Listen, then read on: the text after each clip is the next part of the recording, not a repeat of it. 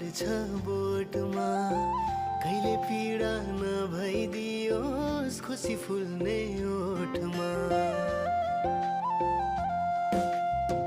देउता बस्ने मन्दिरमा सुनेको गजोरा मेरो मनको मन्दिरमा बस्नु मेरो हजुरा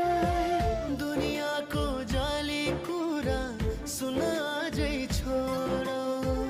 एउटै बरको बिरातीको आधा आधा ओढौँ